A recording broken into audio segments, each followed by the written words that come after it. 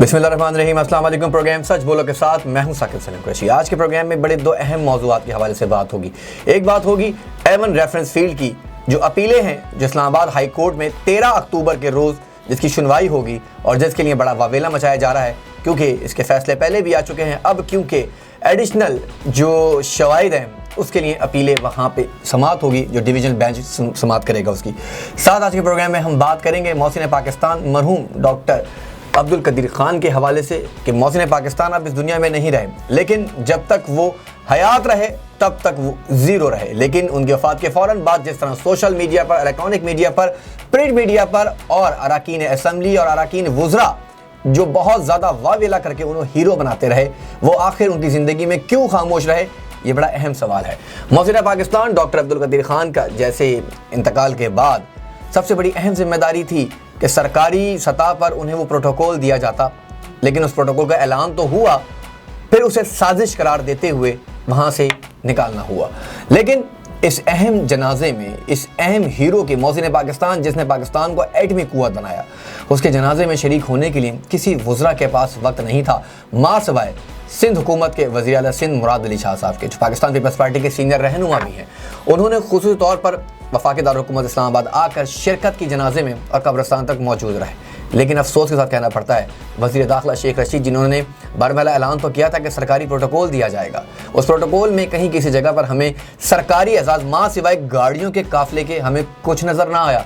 क्या इस गाड़ियों के काफ़िले से मोहसिन पाकिस्तान की जो काविशें हैं या उनकी जो मेहनत है, जिन्हें इतने सालों साल दबा के रखा गया, सड़कों पर उलाया गया, उन्हें परेशान किया गया, उन्हें मुफलिसी की ज़िंदगी गुजारने पर मजबूर किया गया, क्या इन सब का मदावा हो सकता है? आज के प्रोग्राम में इस हवाले से हम बात करेंगे।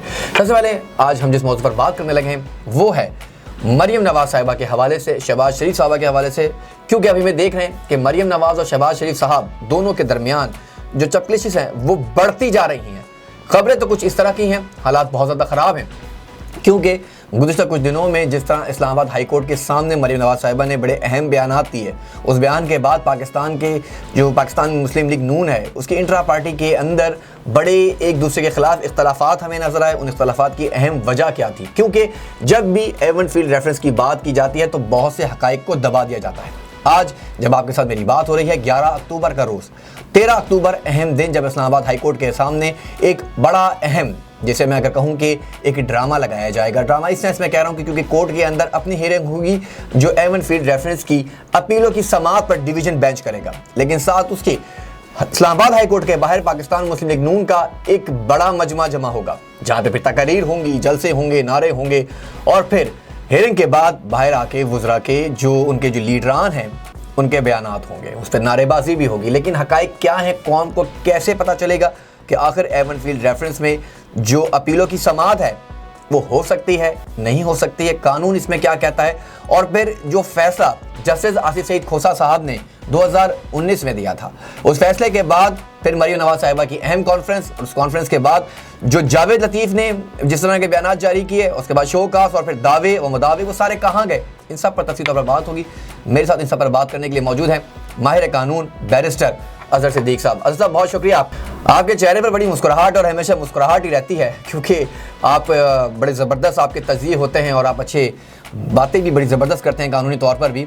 मैं ये जानना चाहूँगा, बल्कि कौम भी ये जानना चाहेगी कि आज उस हकीकत से पर्दा उठाएं, क्योंकि आज 11 अक्टूबर है, 13 अक्टूबर को इस्लामाबाद हाई कोर्ट में बड़ी अहम समाअत होनी है एवन फील्ड रेफरेंस के हवाले से, जिसमें जो एडिशनल शवाहिद हैं उसको लेकर बहस की जाएगी और फिर बात की जा रही है, क्योंकि एवन फील्ड रेफरेंस में जो अपीलें हैं उनकी समाअत होनी है। तो सबसे पहले तो ये बताएं कि इन अपीलों को कैसे देख रहे हैं?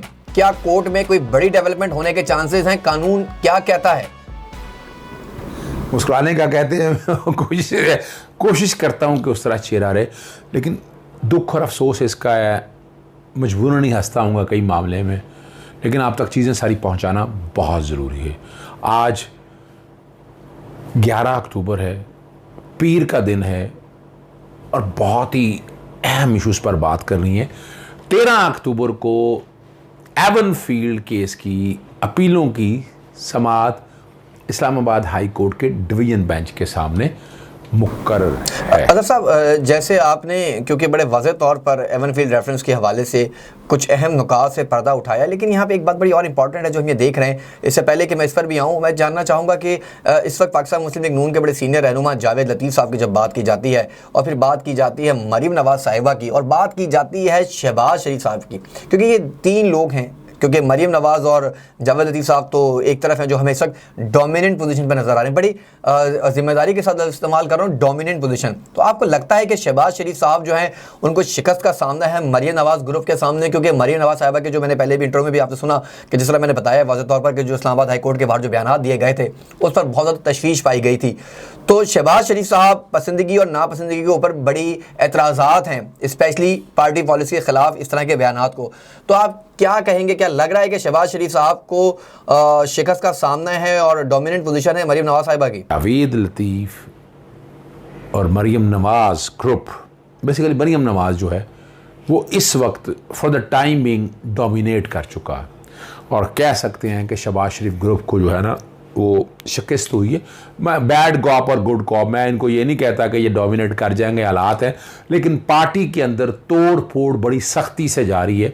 मरीम नवाज़ का जो पीछे इस्लामाबाद हाई कोर्ट के सामने बयान था, तो पार्टी में इंटरनल लेवल पे वो समझते हैं कि पार्टी को बहुत सख्त नुकसान पहुंचाया है। कोर मीटिंग भी हुई, कोई 10-12 पॉलिटिशियन जो बड़े करता धरता थे एक जगह इकट्ठे हुए, 3-4 एक जगह इकट्ठे हुए, टेलीफोनों पे व्हाट्सएप में बड़ी हलचल रही। और अंदर याद रखिएगा आज भी मौजू गर्म है, लेकिन पोर्ट्रे यही किया गया है कि जैसे कोई मरीम नवाज़ डोमिनेट। मरीम नवाज़ डोमिनेट क्या कर सकती हैं? ना हालात का पता, ना वाक़यात का पता, कट एंड पेस्ट टेक्नोलॉजी पर चलती हैं, सो कॉल्ड लिबरल की बातों पे चलती हैं। और ये खालिद जावेद जो है ना अपना बुनियादी तौर पर ये जो गैंग है ये वाला सारा, ये क्या कर सकता है और उन्होंने क्या करना है? जावेद लतीफ़ वालों ने, आपको याद होगा 17 सितंबर को शोकाज़ जारी किया था एक टीवी बात पे बात करने के हवाले से और 7 दिनों का जवाब मांगा था। एहसान इकबाल ने नोटिस जारी किया था। आप अंदाज़ा लगाएं इन पार्टियों के अंदर डिसिप्लिन का हाल देख लें, कोई जवाब नहीं आया। लेकिन लेकिन यहाँ पर अदर साहब ये बड़ी इंपॉर्टेंट बात है, क्योंकि जब जावेद लतीफ़ की बात की जाती है तो वो वावेला उनको तो पहले ही फारिग हो गया, क्योंकि जो उन्होंने दावे किए थे, जो उन्होंने कहा था कि हक़ाइक़ सामने लाऊंगा, शवाहिद सामने लाऊंगा, शोकाज़ जारी भी हुआ था, खबरों की ज़ीनत भी बना था, लेकिन वो सिर्फ दावों तक, बयानात तक महदूद रहा। वो वावेला तो फारिग हो गया। अब पोजीशन आप पार्टी में क्या देख रहे हैं? हाई कोर्ट में तो जावेद लतीफ़ साथ थे, तो यहीं से अंदाज़ा लगा लें। और जावेद लतीफ़ जब कोर्ट रूम के अंदर थे, हमारे दोस्तों ने किसी ने बात की और उनसे इस हवाले से, यार वो बड़ा ड्रामेबाज, यानी अपना chief of the army staff के हवाले से कानून में एक्सटेंशन के कॉन्टेक्स्ट में बातें हुई। उन्होंने अपने तौर पर जनाब पार्लियामेंट में पेश आ जाए, ड्रामेबाजी कि जनाब पार्लियामानी कमेटी के सामने जाता था, उसी दिन बैठ के फैसला हुआ और आप लोगों ने कानून पास किया। ये आपने नेशनल इंटरेस्ट में किया है, कोई एहसान नहीं किया आपने। और ये जो आप आइएगा अपनी पसंद और नापसंद के हवाले से जो बातें करते हैं, वो सारी अपनी मौत खुद मर गई हैं।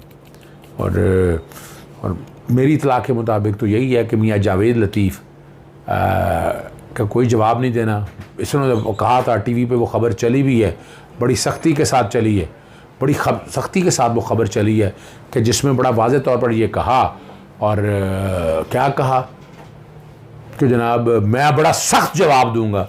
वो सख्त जवाब क्या है कि ब्लैक एंड वाइट में चीज़ें सारी सामने आनी चाहिए थी, रिकॉर्ड पे आना चाहिए था हर कुछ, लेकिन रिकॉर्ड पे कुछ नहीं आया। आप ये जहन में रख लें, या तो आती ना चीज़ें, लेकिन चीज़ें नहीं आई रिकॉर्ड पे। आप समझ सकते हैं कि क्या हालात और वाक़यात होने हैं या क्या होगा, आप लोगों के सामने चीज़ें आ जाएंगी।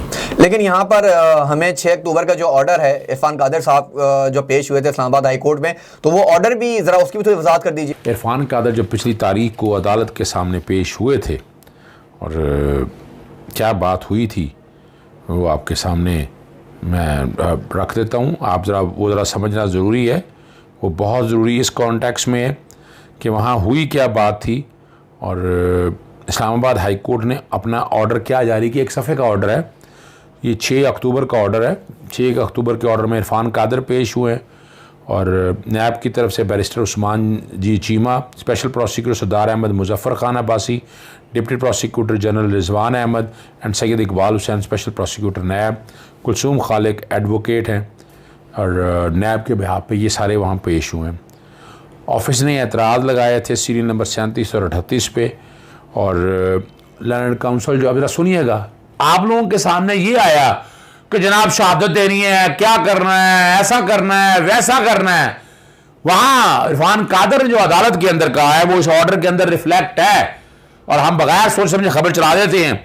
Land counsel for the applicant submits that only additional facts and grounds as to post conviction, बाद की, पहले की बातें नहीं हो रही हैं, are to be placed on record, hence the application. In view of submission made by the London Council of the applicant, the office objection are overruled. Maintainability, मैंने आपको क्या कहा था, मेरे प्रोग्राम सारे पहले आप देख लें। Maintainability of the application and additional grounds shall be decided on judicial side. The office is directed to number the application and fix the same the next week. Released 13 अक्टूबर को, 13 अक्टूबर को रिलीज करने का कहा। और जब उस दिन बहस हुई थी उस पर जो है ना इरफान कादर ने कहा कि मैं बड़ा क्लियर हूँ, हमारी फ़ौज बेहतरीन फ़ौज है, DGSI बेहतरीन अदालतों के बारे में। अगर सुनते जाएं, यानी क्या बेवकूफ़ बनाया जा रहा है निज़ाम को, सब ने आपने सुन लिया। जब हम एक सर्विंग ऑफिसर के बारे में या आप अदलिया के किसी एक जज में सर्विंग जज के बारे में भी बात करते हैं, साबका जज के बारे में बात करें, तो ये अदलिया के ऊपर आप सवाल उठा रहे हैं, आप फ़ौज के ऊपर सवाल उठा रहे हैं। तो जितना मर्जी आप क्लियर कर लें, और सारा उन्होंने मीडिया पे डाल दिया कि मीडिया ने इसकी गलत इंटरप्रिटेशन की है, और जो है ना जी, हम बड़ा ताज़ीम करते हैं। आपके सामने 3 लोग तो तौहीन अदालत में बाहर हुए ना, आपके सामने, कहने की क्या ज़रूरत है। लेकिन माजरत के साथ आप जो बात कह रहे हैं बिल्कुल ठीक है, लेकिन यहाँ पे कुछ तशवीश ये भी पाई जा रही है कि इसे माइंड सेट का नाम दिया जा रहा है, क्योंकि आपको याद होगा कि इस्लामाबाद हाई कोर्ट के जस्टिस मोहसिन अख्तर कियानी साहब ने बड़े ज़बरदस्त रिमार्क्स दिए थे, और इस माइंड सेट के हवाले से भी बात की गई थी। तो वो भी ज़रा, अगर मैं चाहूँगा आप अगर अपनी ऑडियंस के साथ शेयर कर दें कि वो हकाइक थे क्या, और क्या ज़रूरत पेश आई जो बार बार पाकिस्तान मुस्लिम लीग नून का ये बयानिया सामने आता है कि जी ये माइंड सेट है और माइंड सेट पर काम हो रहा है। वो माइंड सेट क्या था? क्योंकि जब मैंने पहले भी कहा कि हमने बात की है अटॉर्नी जनरल इरफान कादर साहब की, कि जैसे उन्होंने 6 अक्टूबर का जो डिसीजन था, जिस पर मैंने आपको कहा कि ऑर्डर की कॉपी आपने बताई भी है, तो इस माइंड सेट को आप कैसे देख रहे हैं, वो क्या है फिर? यहाँ ठीक है, जो चीज़ें आप कह रहे हैं, जैसे मोहसिन अख्तर कियानी ने उस वक्त कहा था कि जो चीज़ें आप सारी बात कर रहे हैं, ये तो सारी पोस्ट ट्रायल की बातें हैं, ट्रायल होने के बाद चीज़ें हैं। इनका केस से क्या ताल्लुक़ है आप समझ सकते हैं, वन कैन ईज़िली अंडरस्टैंड, जो समझने वाली बात है। और अब यहाँ आपके सामने जो मैं रखने लगा हूँ, और एक और साथ जो चीज़ जो जिक्र हुआ था कि नैब ने एक और दरख्वास्त दी थी कि सर डे टू डे आप केस को चलाएँ, 30 दिनों के अंदर ट्रायल कंक्लूड करना होता है, इसकी भी डे टू डे आप करके हेयरिंग करके ख़त्म करें। इस पे पैरा 3 पे इरफान कादर ने एतराज़ात उठाए थे, पर इस पे नोटिस अदालत ने कर दिए, नोटिस एक्सेप्ट कर लिए अदालत ने। अब इसको डे टू डे ट्रायल चलने पे, और मेरा जानता ख्याल है डे टू डे ट्रायल पे ख़त्म होना चाहिए इस बात को। जितने भी आर्गूमेंट है, अपील में हमने कितना भी मर्जी चले जाएँ, अपील की हेयरिंग कितनी होती है, बड़ा लिमिटेड सा है। और यहाँ मर्डर अपीलें और इस तरह की अपीलें कितनी जल्दी से डिसाइड करते हैं, आपके सामने एरर्स देखने होते हैं, आपके सामने एक जजमेंट रखने लगा हूँ, अभी तक किसी ने जिक्र नहीं किया। रेलेवेंट पोर्शन हाईलाइट होंगे, किसी को जजमेंट चाहिए होगी मैं प्रोवाइड भी कर दूंगा। PLD 2019 supreme court 675, constitution petition 10/11/12/2019, और डिसाइड हुई है 23 अगस्त 2019 को, जब कन्विक्शंस हो चुकी थी। क्या हो चुकी थी? कन्विक्शन हो चुकी थी। ये है जी मीडिया पे अरशद मलिक जज की जो वीडियो आई है ना, उसके कॉन्टेक्स्ट में है ये सारी चीज़ें। अब हैरान तो हो रहे होंगे ना। अब चले मैं चलता हूँ इसके सामने आपको, और वो ज़रूरी है ताकि आप लोगों को सारी चीज़ें पता चल सकें। इसके अंदर Chaudhry Munir Sadiq advocate supreme court, Syed Ali Imran advocate supreme court, Zubair Farooq और सैयद रफाकत हुसैन शाह, मोहम्मद इकराम चौधरी साहब पेश हुए, और एक बंदा इन पर्सन पेश हुए, अनवर मंसूर पेश हुए थे अटॉर्नी जनरल फॉर पाकिस्तान उस दिन। इसकी हेयरिंग 16 जुलाई, 23 जुलाई और 20 अगस्त को। बहुत खूबसूरत फैसला देखा है आसिफ सईद खोसा साहब ने, और उन्होंने वो टोटल सारा ये बताया है कि 6 जुलाई 2019 को, ये जो बातें मरियम आज कर रही है ना सारी बैठकर, ये 6 जुलाई 2019 को उनकी प्रेस कॉन्फ्रेंस देख लें आप। प्रेस कॉन्फ्रेंस में जो जिक्र किया उन्होंने सारा अरशद मलिक के हवाले से बड़ी डिटेल में प्रेस कॉन्फ्रेंस की।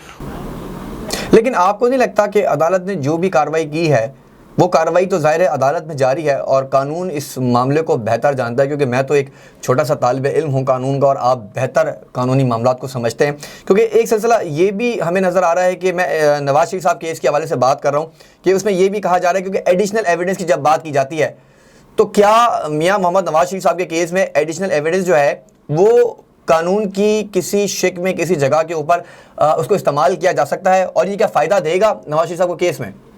होता इस्लामाबाद हाईकोर्ट कैसे अलाउ करेगी उस एडिशनल एविडेंस को? अगर आप सामने भी रखकर देख लें, छठे पैरे में है, छठे पैरे के अंदर है कि कौन सी अदालत या कौन सा फोरम होगा जो इस वीडियो को मीनिंगफुल कंसिडरेशन करेगा मियां नवाज शरीफ के केस में। मियां नवाज शरीफ के केस की बात हो रही है, हाउ ये किस तरह रेलेवेंट है या एस्टैब्लिश होगा कि ये जेन्युइन पीस ऑफ एविडेंस है। अगर साबित हो जाए कि ये जेन्युइन भी है तो उसको अदालत में प्रूव कैसे करना है, ये तीसरा है।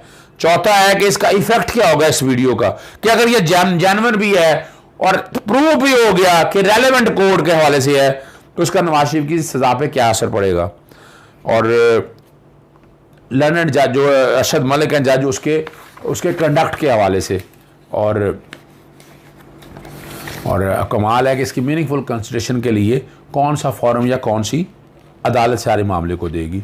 इसी में जिक्र किया मरियम नवाज जो बातें कर रही हैं शहबाज और आसिफ अली जरदारी के हवाले से, मलिक क़य्यूम के केस का, आसिफ अली जरदारी एंड अनदर, मैं हाईलाइट मैंने वो पोर्शन मैंने के साथ कह दिया, वो कर देंगे कि वहाँ चल रहा होगा Asif Ali Zardari and another versus state PLD 2001 supreme court 568।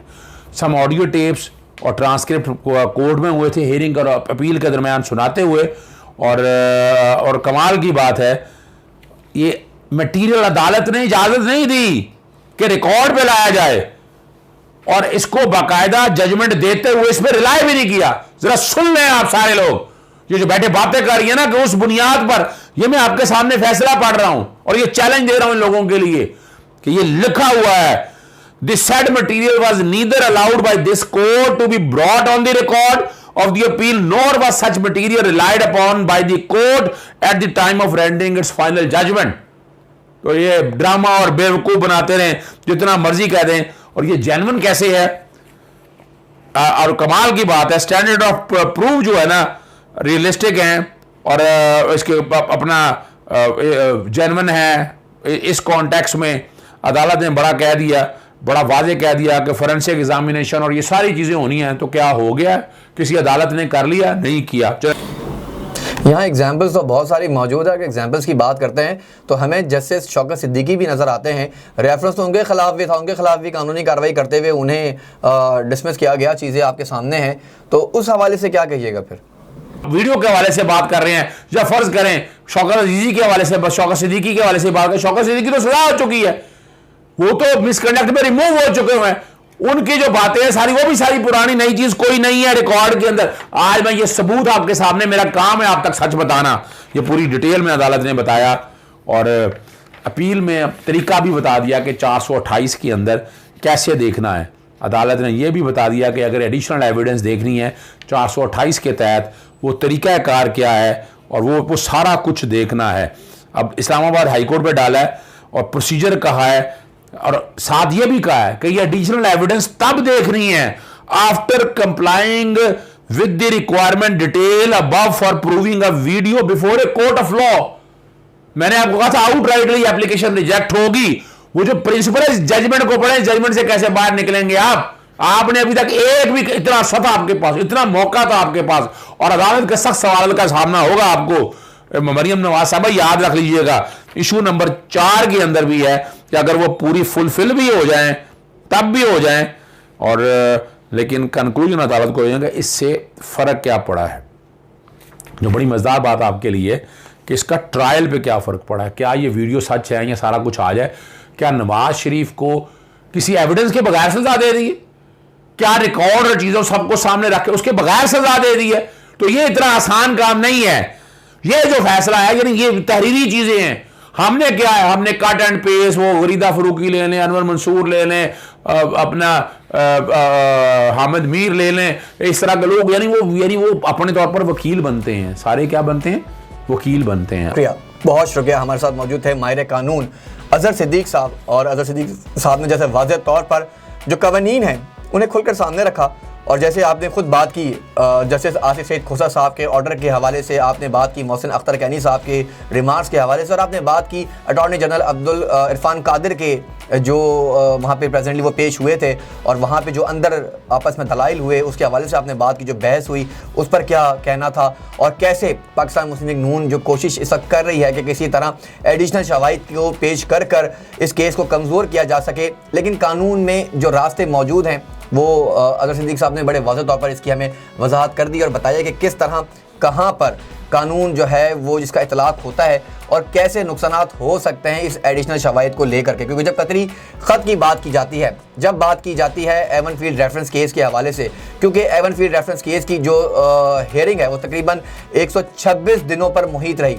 और उसकी जो GIT थी वो 60 दिनों पर मुहित रही, लेकिन सब में अगर कुछ नज़र नहीं आया तो वो नज़र ना आए शवाहिद, क्योंकि आज तक अभी इस वक्त तक 11 अक्टूबर जब आपसे बात हो रही है और 13 अक्टूबर को बड़ी अहम समाअत होनी है इस्लामाबाद हाई कोर्ट में डिवीज़न बेंच के सामने, कि जहां पर उन्होंने इन रेफरेंस जो एवन फील्ड रेफरेंस है इसकी अपीलों पर समाअत करनी है। क्या होगा 13 अक्टूबर के रोज़, और क्या कोई शवाहिद पेश हो पाएंगे, क्या नैब अपना सेक्शन 2 का इस्तेमाल कर पाएगा, और आखिर क्यों नहीं कर पाया आज तक, ये भी बड़ा एक अहम सवाल है। क्योंकि ये सारे काम इदारों ने करने हैं और इदारों ने ही अपनी ज़िम्मेदारी के साथ इन चीज़ों को आगे लेकर जाना है। 13 अक्टूबर का दिन अहम दिन पाकिस्तान मुस्लिम लीग नून के लिए, क्योंकि ये शायद आखिरी बॉल है जो कोर्ट में डाली जाएगी और जिसको खेलने की कोशिश की जा रही है। अब ऐसे में शहबाज शरीफ साहब क्या कदम उठाएंगे ये तो आने वाला वक्त ही बताएगा। एक मुख्तसर सा ब्रेक लेंगे और जब ब्रेक के बाद वापस आएंगे तो बात करेंगे मोहसिन पाकिस्तान डॉक्टर अब्दुल कदीर खान की। Stay with us.